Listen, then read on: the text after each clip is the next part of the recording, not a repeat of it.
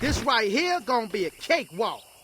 Dell is the perfect person for this, bro. Dell, we may need you to join the VC, bro. Okay, I will join. Oh, for you guys who's watching this, if you guys don't know who Dell is, a very great game developer. Bro worked on like Batman and a lot of great games, right? So bro's just here talking with us. I put his YouTube channel in the chat. He has a YouTube channel where he's going to be uploading. He got 2 videos already. Go watch those videos. Bro has a lot of knowledge. So yeah. You probably don't remember, but I said that I think this might happen. A few reasons, because it was Harada joining LinkedIn. He was just adding all of us, like every game developer I know. He was like adding everyone as like friends and whatnot. Yeah. And people were like, I think you even made a whole post about it. It was like, why is Harada acting like he's looking for work? You probably don't remember. I remember. He said like, "Oh, this is just how I make friends in this big industry or something like that." That's what. Yeah. And I was just like, "This is BS. No one joins LinkedIn unless it's business related. It doesn't make any sense because you have to think he didn't have any presence on LinkedIn, and every game developer has presence on LinkedIn. Yeah, because he's been with Bandai Namco and Tekken for so long, he didn't really need to do any of that. He didn't need to. No, he didn't. 18 months ago. Yeah, 18 months ago. From once that happened, I was just like. Nah, I don't believe it. I don't believe it. This whole I just want to meet more people. You've met everyone. What do you mean you want to meet more people? Yeah, exactly. Walking around E3 and you know, Game Awards. And so there's that, and then I also think that the way he left makes me think he had a non-compete. If you leave a company as a high-level director, say you don't get a package, say you have to leave, you have to like sign something that says that you're not going to poach all of your trusted people, your right hand man. Because we were just talking about whether or not Michael Murray would leave Bandai Namco like in a year or two and then go over there. That's what we were just talking about. So usually what happens is you'd have a period of time that you wouldn't be able to announce the new studio between 6 months and a year. So you're not really allowed to talk about it, your next venture, because of the non-compete. Sometimes you'll have another clause that says you're not allowed to directly reach out to anyone in the company. So okay. He can't message Michael Murray and be like, hey, you should join me here, or else you could get caught up in legal things. Basically, you're just using your resources that company gave you to like dismantle that company. Yeah, exactly. If you started doing that, but that probably will happen like regardless, right? Like Michael Murray probably got the wink and the head nod. You know? Maybe. What I suspect will happen is, well, one, doesn't mean no one can leave. People can leave on their own volition. They can decide to reach out to Harada themselves and be like, hey, I just saw your Twitter update. I would like to come work for you. In that case, technically, that's okay, as long as it can be proven that the person reached out on their own volition. Also, if you're starting a new studio, you probably don't need anyone that early yet. Let the paint dry on the new building. Maybe you're just working with your artist to like, what game are we making? Let's do some drawings. You also have to be concerned about Tekken now as well. We have seen something like this before. This happened with Shinji Harano. I think he was the one who was part of the reason why Kojima left Konami. He was pushed out before the game came out, and then that was sad. Oh, Kojima has no home. This is so sad. And then they had that big thing about him on the Game Awards saying like he wasn't allowed to accept an award for Metal Gear. Konami had strict instructions that if Metal Gear won an award, Kojima wasn't allowed to go anywhere near the stage. Wow. So that was messed up. Yeah. But obviously they fired him, right? So he left. He had a team of 120 that were the main core of Metal Gear Solid, the Metal Gear Solid team. 67 of them left to join Kojima. Wow. It's enough for me to believe there'll never be another good Metal Gear Solid ever again. So basically, cool, we got Death Stranding, we got something new, which I think is what's going to happen with Harada. I suspect that he's going to have an opportunity to make his own IP. All right, so if they do make a fighting game, right, do you think that Harada just being there and doing what Harada does, do you think that's enough for them to beat Tekken? Because Tekken has been ingrained 30 years, right? So do you think that if they made another fighting game, will we see like Kojima's situation where what Kojima is doing becomes the new thing, and then Tekken is just like lost to time? No, I don't think so. I don't think so at all.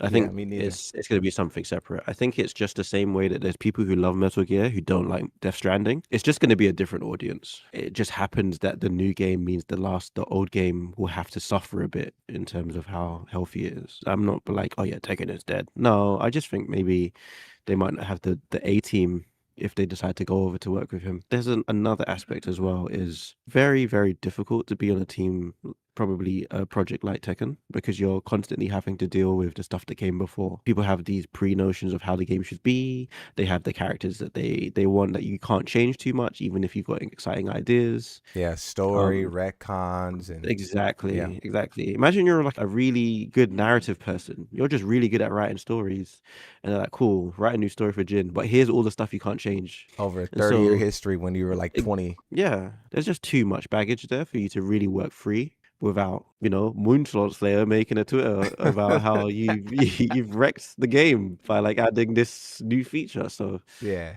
it will be attractive for a lot of those creatives to go over and be like, wow, something fresh. This is exciting. Something fresh. It'll be really, really exciting. And not only that, something exciting and new and fresh with Saudi money behind it. So they're probably going to be paid handsomely. Well, yeah, because I was going to ask you that is, do you think they'll have the type of budget Tekken 8 has? But Saudi owns SNK? Yeah, entirely owned by SNK, 96% I forgot stake. about that. 2022, 96% stake in SNK. It's a Saudi Arabian company. Okay, so this is what's really fascinating to me, right? Is Harada has this much like power, like SNK believes in him so much. They gave him a full studio, a CEO title. If they do give him all of the Saudi money, that's a lot of faith.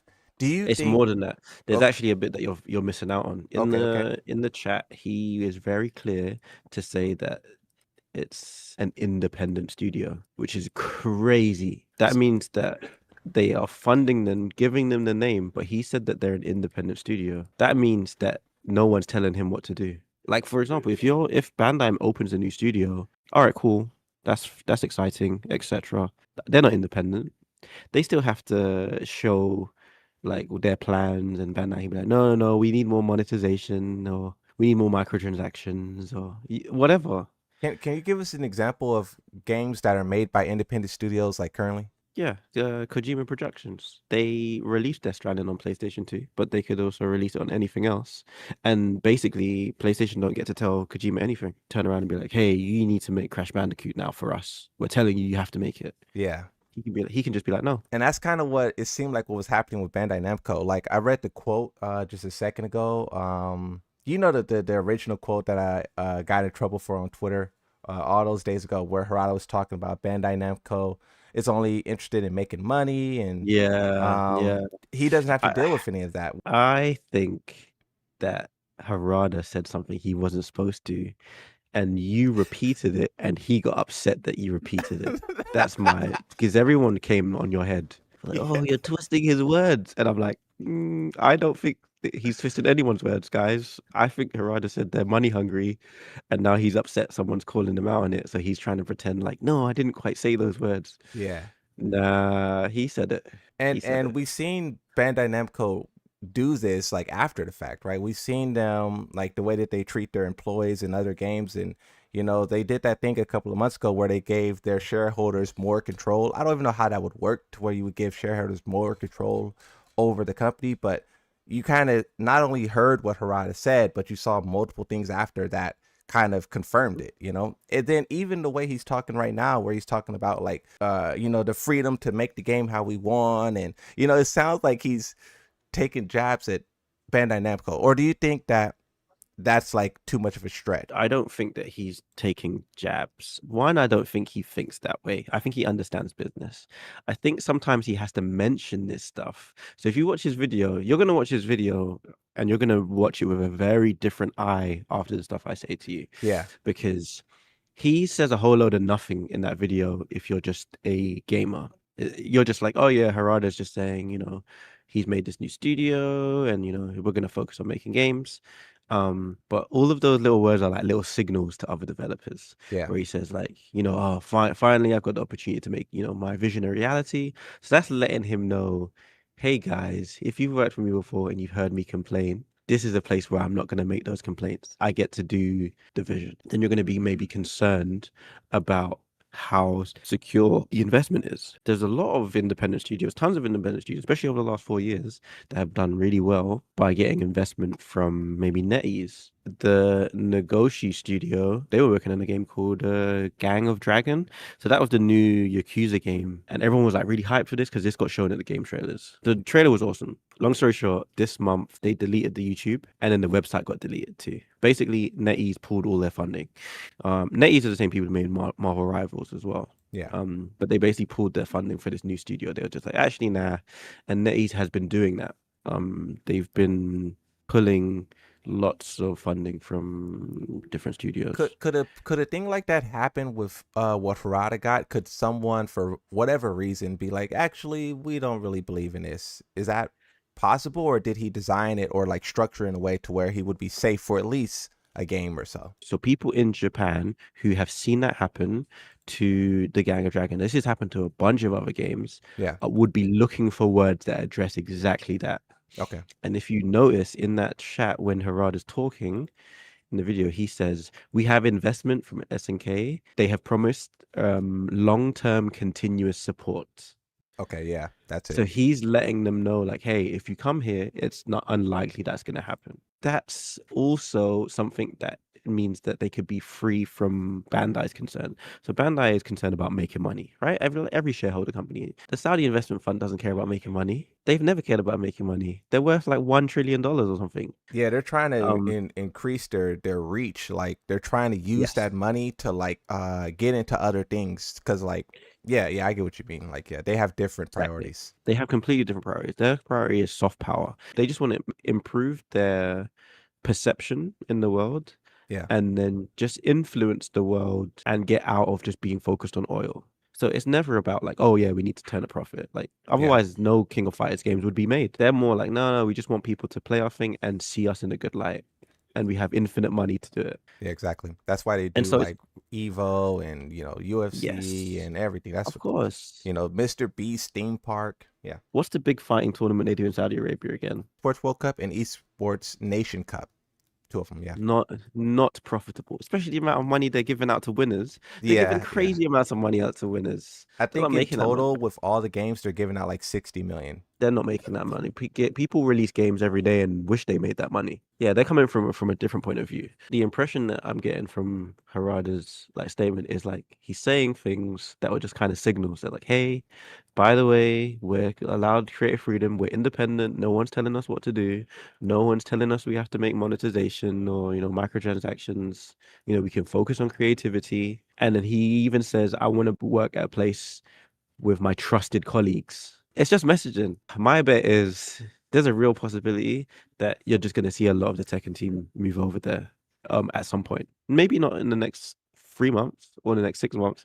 Maybe it's after season 4. I don't know. Like, why would you not want to work with your old boss that you liked, where you're probably going to get paid more? You have the freedom to work on something fresh without someone like Moonsault making a video about how you ruined a character. Yeah, and you maybe get to put your stake in the ground of just like, yeah, like I helped make, this new thing. Who wouldn't want that? So do Hmm. you think that the sudden shift that Tekken has done where they are nerfing the game, like really nerfing the game now, they're actually listening to players and they're promising more updates. Do you think that they somehow caught wind of what Harada was doing and they're wanting to try? Maybe. I don't think they would have caught wind. Okay. I think they would know. Remember we heard that the ex-Arika developer who worked on Tekken 8 and he left, his contract was over, and he was just like, wow, I didn't even know about this update. And he left at the same time as Harada. Yeah. There may have been a discussion that was given to be like, we're going to do this update and we're going to try and win market sentiment back. Don't tell Harada. Oh, yeah. Yeah. I mean, Yeah. you kind of have to because like it's a big thing that's going on right now, right? You're talking about the Yes. survival of one franchise and the starting of another one. You're worried. Yeah, the moment someone says that they're leaving, the rules are out for keeping them in the loop. And it's not just keeping them in the loop, it's all of their friends too. A long time ago, there used to be one major driving game studio in the UK. It was Codemasters. They used to make all the best driving games. Grid, Colin McRae, Rally, F1. This was the place if you wanted to make driving games in the UK. To be honest, it was like kind of the global leader in driving games. 2010, Okay. around that time, those were the darlings of driving games. And they worked on Dirt and Rally and F1. And anyway, Then a bunch of people, a bunch of directors left that studio, and then for 6 months they didn't say anything, and then they went off and made a new studio called Playground Games, and they moved 20 minutes away from the studio, and everyone at Playground Games, the directors, made an announcement, game journalistic sites, and they were like, make a new studio, and we have creative freedom, and we're excited to work on something fresh, hoping to work with, the colleagues that I know and love. Another 6 months passed. Basically, between 50 and 80 people left that studio and went on to work at Playground Games. They made a game called Forza. Oh, Forza. It took a second to click. I was like, I heard that before. Wow. Yeah. And so you have to be very mindful of the fact that if a place leaves, if a director leaves and they have a lot of command, a lot of people follow them, and if they're still in the vicinity, you need to be concerned. I'm going to give you a task now. If you go to the SNK official video that Harada's on, and if you open the description, it has the head office location. Yeah, if you take that, put that in Google Maps, direction, like you want to go somewhere. So go from that place in Google Maps, and then say from this place to Koto City. Yep. It's what you're saying. 22 You should minutes. And that's think nothing in about Japan. That's nothing. That's That's like nothing. That's nothing. Are you kidding me? That's nothing. So now I don't really have anything more to add to this. All I'm going to say is go ahead and rewatch that whole Harada video with everything I've just said to you. You're going to see it in a completely different light.